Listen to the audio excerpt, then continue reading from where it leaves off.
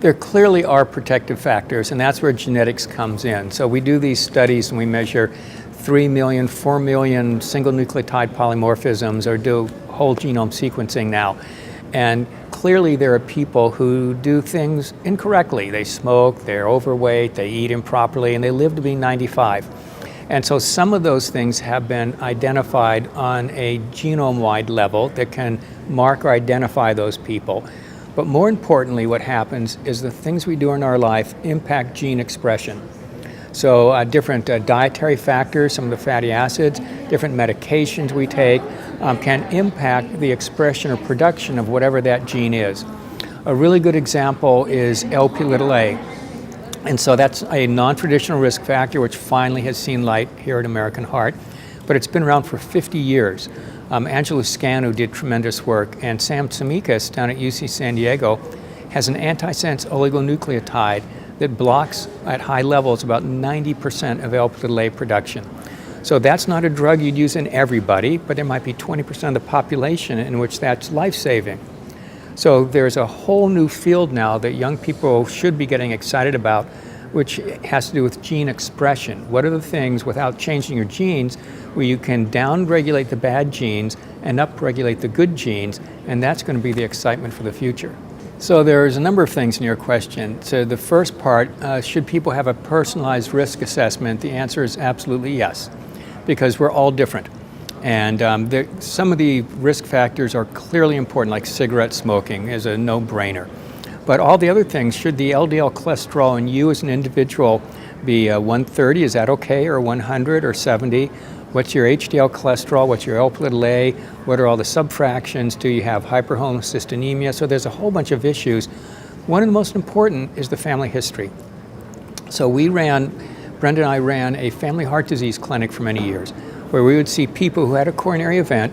We'd analyze all these factors and some genetic issues, and then we go to all the first-degree relatives.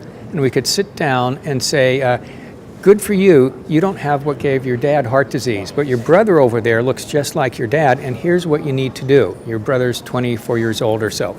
So absolutely yes, the personalized risk assessment can have a multiple of layers. One is simply the traditional risk factors.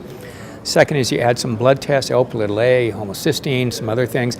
Third is there are actually some genetic tests available that help you make a decision. For example, there's a polymorphism called GNB3 that's a salt-sensitive polymorphism. And if you have this and you eat salt, your blood pressure goes like that. If you take away salt, it goes like that. So the low-salt diet works great in about 20% of the population, but not for everybody.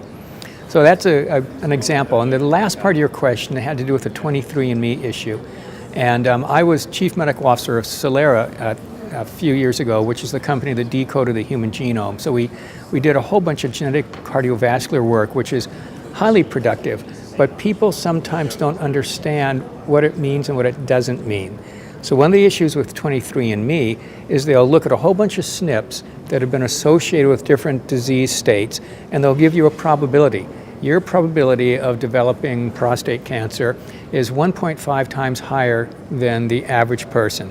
Well, if your risk of developing it is 1%, and now you're taking 1.5 of 1%, that's not very, very important. So I don't think genetic analysis has reached the point yet for the general public that it's useful, in part because it can confuse people. If you do it with great guidance so you don't become confused, then I think it's reasonable. But those tests just look at SNPs. Whole genome sequencing is being done frequently now for a lot of things, and that will be the next horizon. But again, you get back a huge amount of data, and you're not really sure what all those different things in the data set are impacting. So I would be cautious. I'll finish with this. What I did for my children was have my genome analyzed and stuck away mathematically on a hard drive. It's not going to help me at all. But when I'm dead and gone, and my kids are 40 or 50, and they say, gee, I wonder what dad had, they could go back and look at that and compare it with themselves. So that's not going to be any good for me, but it's something to think about for your children.